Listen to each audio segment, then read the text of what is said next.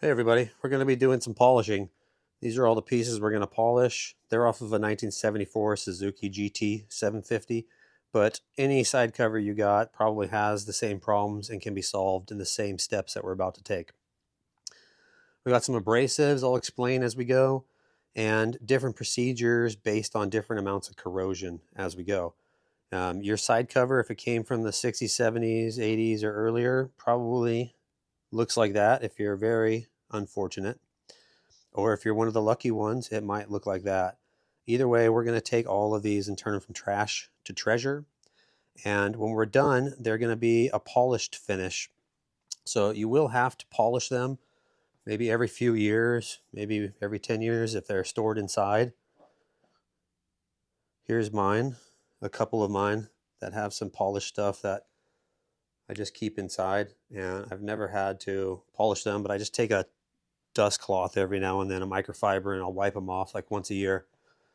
If you're planning on storing your bike outside, it will inevitably just turn back into this, but without the rotting clear coat. Speaking of, these all have a clear coat that we're going to have to take off. Most motorcycle side covers have clear coat. You can tell because looking at them, you can find yellowed stuff like that instead of all bluish like that.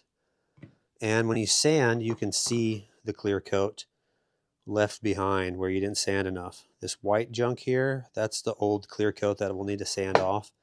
We're going to have to get all of the clear coat off of all of these, but we'll get to that step in a little bit. First thing we got to do is you got to take it outside and wash it in a solvent. I use gasoline, which is probably highly dangerous, probably causes cancer in California and might poke your eye out and burn you and you might die. But that's what I use. I've heard diesel's pretty good. Use what you got to use, but get them all nice and cleaned first. That's step one. Step two, we're going to take these little brass wire doodads here and we're going to stick them onto my die grinder. Yeah, die grinder. I forget what that's called every time. The die grinder is an air tool, in case you don't know, that spins at very high RPM. I think it goes at like 3,000, maybe 5,000, maybe a million RPM. Super high speed, so it eats up a lot of stuff. But unlike an angle grinder, it can't take your fingers off, maybe just a little skin. So we're going to use these. There's two different shapes in particular that I'm really fond of. It's this weird cone one and this bristle kind of brush one. Reason being is that we all have these horrible to reach spots where the bolts or the fasteners go through. And with this, you can kind of get in.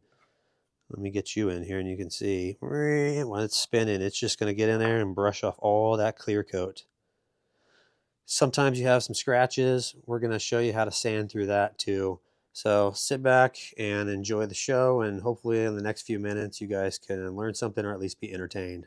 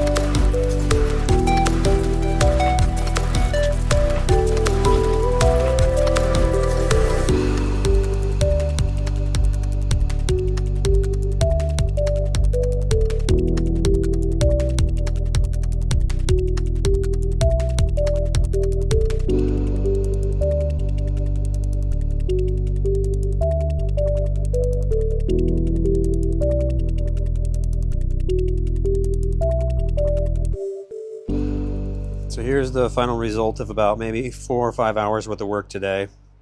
The main thing that helped me out was I remembered I had paint stripper and put that all on, and that's what got off most of the clear coat. Each time I used it, I had to use it twice, otherwise it would leave a little bit of clear coat behind in some areas. It takes about 15 minutes to set up, and then you got to rinse it all off. It's kind of a pain in the butt because it stinks real bad, and I got to take it into the house to rinse it.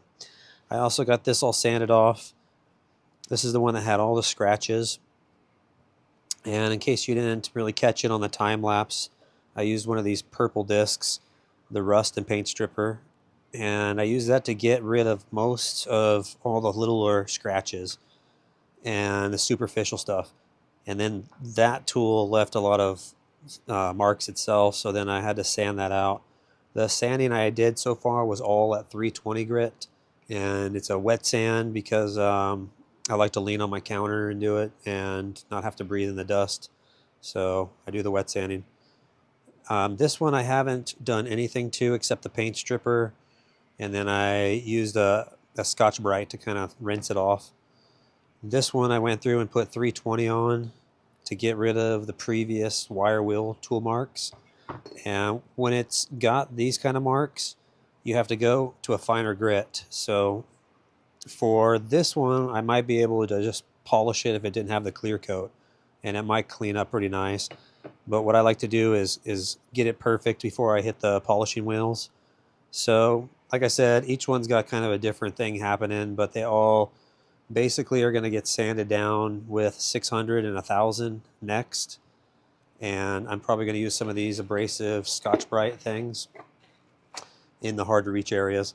And then basically after that, I'll do the cutting and buffing. So stick around, and we'll get to that.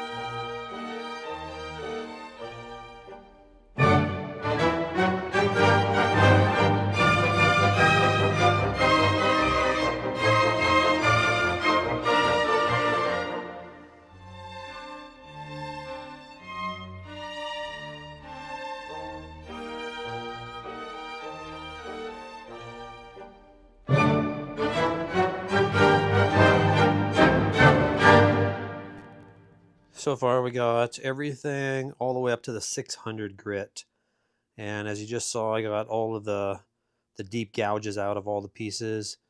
I found a bunch of cuts that were in this, and we just watched how I got all of that out. I almost got most of that gouge out of there. And yeah, just did as much as I could without warping the metal too much or taking away too much metal. Now they're all at 600. Usually I'd probably go up to like 1,000 next and do another session on the wet sanding, but unfortunately I'm all out of the 1,000. I do have a bunch of 1,200, so I'm going to go ahead and do 1,200. And then I might do 1,500, or I might just skip it and go to 2,000. And then I got the 2,500 after that.